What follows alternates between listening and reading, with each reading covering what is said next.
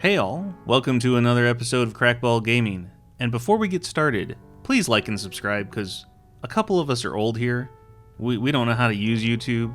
It's crazy. There's likes and subscribes on and YouTube? It's difficult and it's hard and it's scary. And if you don't like and subscribe, Iddy's gonna cry. And you don't want to make Iddy cry. I mean, honestly, I think we're all gonna die before you like and subscribe at this rate. Probably. So anyway, what I wanted to talk about today was PS Now versus Game Pass, because I've seen a ton of information on Game Pass and how it's the greatest value in gaming, and I'd like to dispute that slightly. Because I think that value depends on your perspective, and I believe that there's a lot of influencers out there that are simply just regurgitating marketing speak from Microsoft, and I think it's not a foregone conclusion that that's the best value. So I wanted to do some analysis. Now, we have a resident in Big who actually uses PS Now. Mm-hmm. Yes. Full disclosure, none of us have Game Pass, but we can imagine, based on the games they have, what it is. The torture. And I have the agony. I have a very active imagination. There you go. So we're gonna regale you all with some numbers. And maybe a little math to help out in the discussion. But I do think this helps. Did you know math is hard? Maths. They say maths everywhere in but Europe, here. Everywhere, yeah. And I don't. Mathematics. I hate it. I know, but it's like there's not more than one maths. Well, you couldn't anyway. count. Okay, back to our topic. That should be our next topic. Why the hell do people say maths? It's just weird. Tomato. I don't know. Nobody says tomato. I don't say tomatoes. It's true. Nobody says tomato. Tomatoes is not the plural of tomato. Right. Anyway. Okay, wait. We're doing it. Back on topic. Yes. Back on topic. So let's get some ground rules. We're going to throw them up here. PlayStation Now, it is $60 a year. If you're not paying monthly, it is $60 a year. That's the best value for what you can pay. Okay. Game Pass, it gets a little convoluted because they have more options. We have Game Pass on the console, which is basically $120 a year. Okay. All right. Then you have Game Pass on the PC for $60 a year. Okay. And then you have a Game Pass combined. So if you have a PC and an Xbox, you can play everything for $180 a year. Gotcha. Now, there are some other value-added items in Game Pass. You could say that in some packages, the online is included, so your Games with Gold kind of stuff is there too.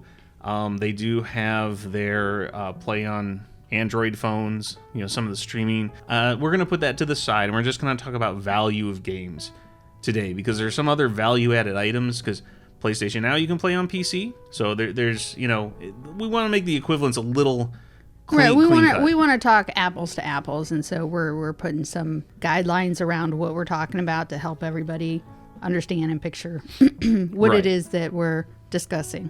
So PlayStation Now has 852 games on its service. I did not know that. I took this on September 1st, 2020, for anyone's information. So it shouldn't be updated by now. It's only been a few days. It could be updated by now, but the ratios are going to be about the same. September 1st, 2020, I pulled all the information out of both services. So 852 games off of PlayStation Now. For the Game Pass on console, 244 games. That's a big difference. Game Pass on PC, 203 games. And then Game Pass combined, and so this takes out all the duplicates. So you know, if there's let's say a Halo on console, I am not double counting Halo on PC. They're essentially the same game, although there might be different versions. Okay, so if you're paying for the package that you get PC and console, I'm not double counting the same counting games. Yes.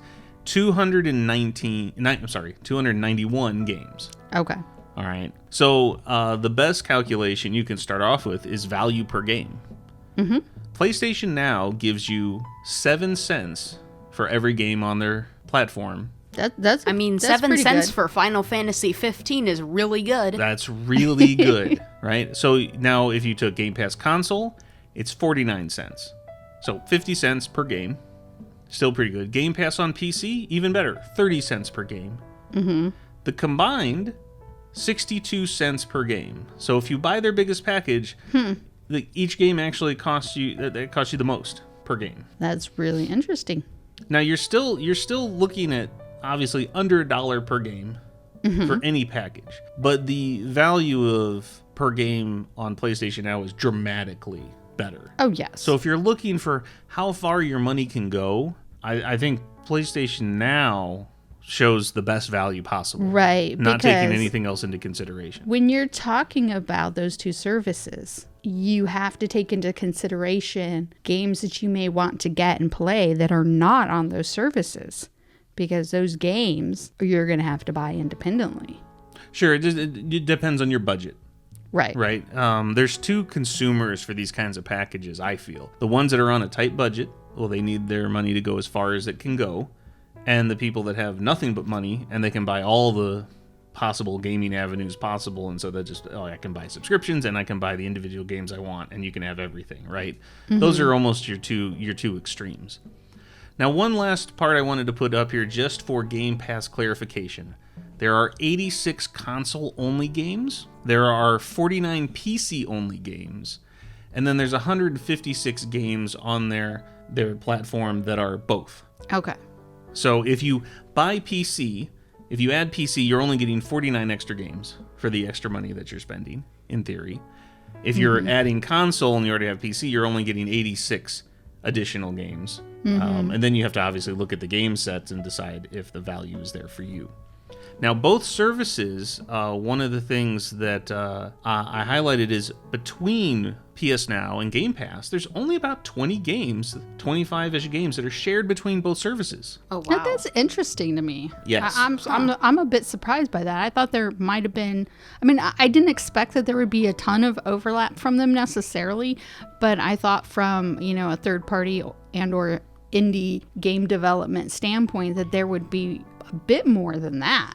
So I guess that means that PS Now has about 700 some games that Game Pass doesn't have. And Game Pass has about 200 some games that PS Now doesn't have. Yeah, it's basically PS Now would have over 800 games that Game Pass doesn't have. And then the Game Pass kind of in general console have about 200-ish, a little under 100, under that, depending on which platform you're picking from. So I thought that was really interesting because I think that goes back to value. Yeah. Now you'd have to dive in, and we're not going to do this on this episode, but you have to dive into what games are on there, right? Right. You actually have, like on PlayStation Now, you have like tons of Lego games. Obviously, you have your God of Wars, your Ratchet and Clank series, your Uncharted series. You don't have necessarily every single one of the games in all those series. And the same thing goes on with Xbox. You have they have the Gears and they have Halo, but Forza they only have one Forza. Really? Forza Horizon 4 is the only Forza. That is really shocking to me. I would think that they would have more. Well, and they may not, because there's also licensing problems. You can't necessarily just put any game you want on there and it all works out. True. They have Fallout New Vegas and Fallout 76 on Game Pass, and they have Fallout 3 and Fallout 4 on PlayStation Now. So if you wanted all your Fallout, Kind of have to get both. you have to get both. So it is interesting because I think, again, from a value standpoint, I don't think you can actually get a better value for your money than the amount of games and variety you get on PS Now. I agree. However, Game Pass is no slouch. They're giving you a lot of value for your money, too. You also have to decide, I think, in those situations, how much you're going to spend per year on third-party games that you're not willing to wait for. Right. Or how much you're willing to spend on first-party games on PlayStation compared to... Because first-party games do come to PlayStation Now. For a limited time.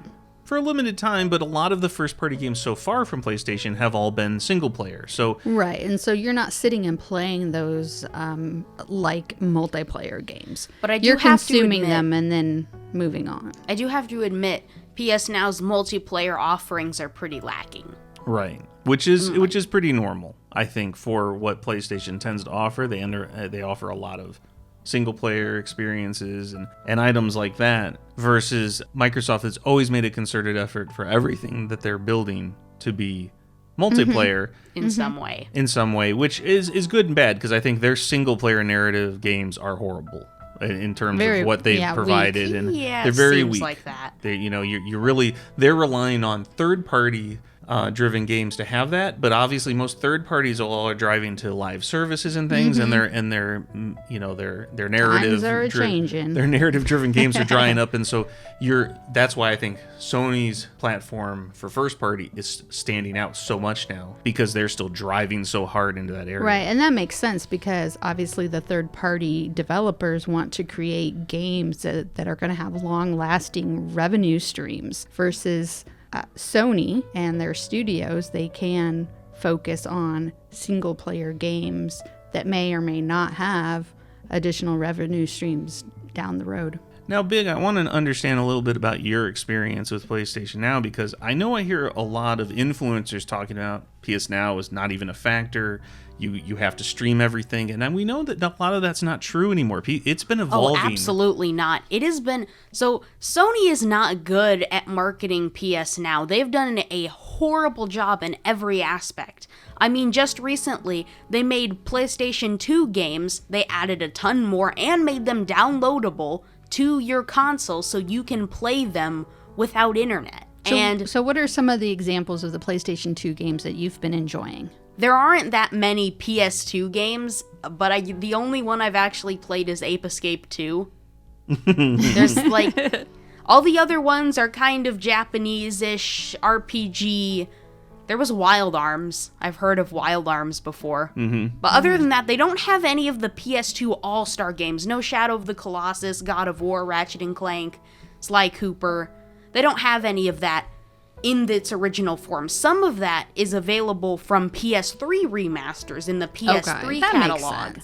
Which PS3 games still can't be downloaded, which makes sense. The PS3 architecture is so different. If they could be downloaded, we'd be getting backward compatibility on all that stuff. We understand why PS3 but the PS3 library is the most meaty one, and it has a lot of stuff. Pretty much every single first-party PlayStation 3 game you would want is on there. You've got Killzone 1, 2, and 3, God of War 1, 2, and 3, the Uncharted games, The Last of Us, Infamous 1 and 2. He got everything. And then from the PS4 library, it's a little more lacking in terms of first-party games, and I think that's because they have a lot of those go on there temporarily and then get taken off. And some of the earlier ones actually do stay on permanently, such as Knack, Infamous Second Son, and Killzone Shadowfall have been on there permanently now. Well, thank God Knack is there. Yeah, that's what I was saying. I was like, oh my God, that's what sold me. And sign me up today. And in terms of the games that they add every month, they actually add old games from the PS3 and PS2 without telling anybody. They didn't even announce it on their Twitter page when they added 17 PS2 games out of the blue and really made an actual beginning of a PS2 library there. Well, I really don't think that people understand how many games are available on PS Now. I mean, when you see the volume of games there versus what you're getting on Game Pass, right now Game Pass is severely lacking. When I look at the Game Pass offering, if you don't have the combined package and you have a PC and a console, you actually miss out on a lot. And there's a lot of games where it's like you probably already played these already. And they're there in a library that you can, but you've probably played these games before already, especially if you're an Xbox fan. If you're new, then it's great. It's a boon for anybody if you're getting all this fresh. But the challenge, I think, for Xbox is unless they really ramp up great first-party games and fill out that Game Pass, it's not going to be a huge offering like they kind of show. And I think, as you say, Big, Sony's marketing for their PlayStation Now has been horrendous. Unless you go in and look at these numbers, you don't even know what it's doing, what it's capable of, how much they're adding. You have to actively go and find out this information and really dig into it. They're also adding 3 PS4 games a month. Those are the ones they're actually advertising. One of those is permanent and 2 of those are temporary. They've got things like Dead Cells and Final Fantasy 15 just came on there, and Rainbow Six Siege is on there. That's huge. They have a ton of big games, maybe for temporary, some for permanence. Well, when you say temporary, how long is temporary? Well, It can vary. Some only last for around 50 to 60 days, some last 90 days, some can go as far as half a year or 200 some days. Okay, We're so looking we're about 1 month, 3 month, and 6 month packages probably is how they're Yeah, selling I think some that'd of be these about games out. that'd be Okay. fair. And I Which- know that Game Pass is doing something similar. I don't know if they advertise the dates they're coming off, because again, I'd need Game Pass to see. But they've got the same thing. Like, people are lending games for a certain amount of money to these services for these third parties and pulling them off. We have seen, though, obviously, the amount of games that PS Now has, they have a lot that are just permanent. This big backlog. When people say backward compatibility, sometimes I laugh, because there is so much in PS Now that You covers have all of the PS3 games you could want from Sony. It covers backward compatibility. You are paying a subscription service for it, but it's maintained, it's set up, and you can actually then play it on PC on the go. Like, there's a lot there. The value is there. They've just done a very bad job marketing that. I think if Absolutely. they packaged it with PlayStation Plus at some point for PS5, a lot more people would get exposed to it.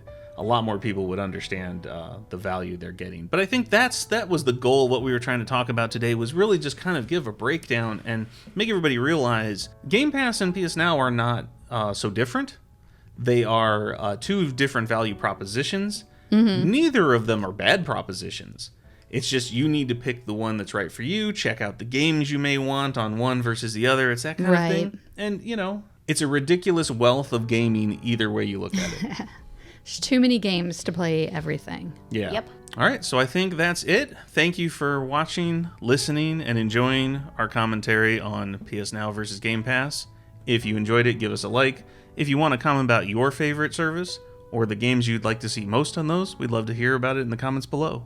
Until next time, thanks.